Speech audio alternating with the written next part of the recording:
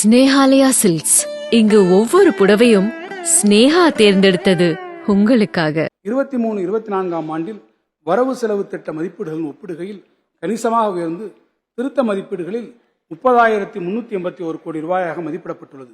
வரி விகிதங்களை சீரமைத்தல், வசூலிக்கும் திறனை மேம்படுத்துதல் போன்ற அரசால் மேற்கொள்ளப்பட்ட வருவாயை அதிகரிக்கும் முயற்சிகளின் விளைவாக இந்த உயர்வு ஏற்பட்டுள்ளது.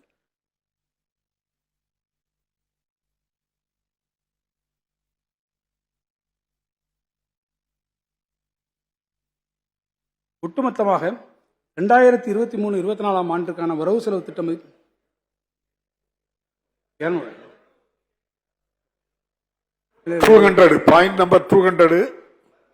186வது பக்கம் 386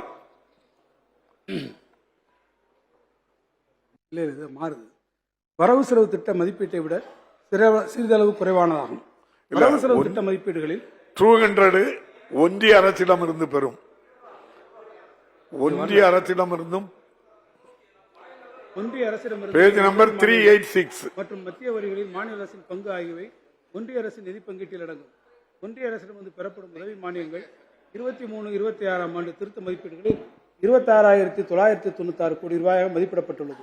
இது 23-24 ஆண்டின் எதிர்பார்த்த அடிப்படை ஒட்டுமொத்தமாக 23-24 ஆண்டிற்கான வரவு செலவு திட்ட மதிப்பீடுகளில் 37,540 கோடி ரூபாய் இல்லையா மாறுதல்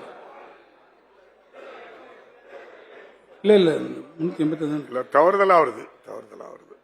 வரவு செலவு திட்ட மதிப்பீட்டை விட சிறிதளவு குறைவானதாகும். வரவு செலவு திட்ட மதிப்பீடுகளில் 49,665 கோடி ரூபாய் மதிப்பிடப்பட்டிருந்த ஒன்றிய அரசின் வரிகளில் மாநில அரசின் பங்கு திருத்த மதிப்பீடுகளில் 45,053 கோடி ரூபாயாக உயர்ந்துள்ளது. ஒன்றிய அரசு தனது வரி வசூல் அதிகரிக்கும் என்று எதிர்பார்த்ததன் அடிப்படையில் திருத்த மதிப்பீடுகளில் இந்த உயர்வு ஏற்பட்டுள்ளது.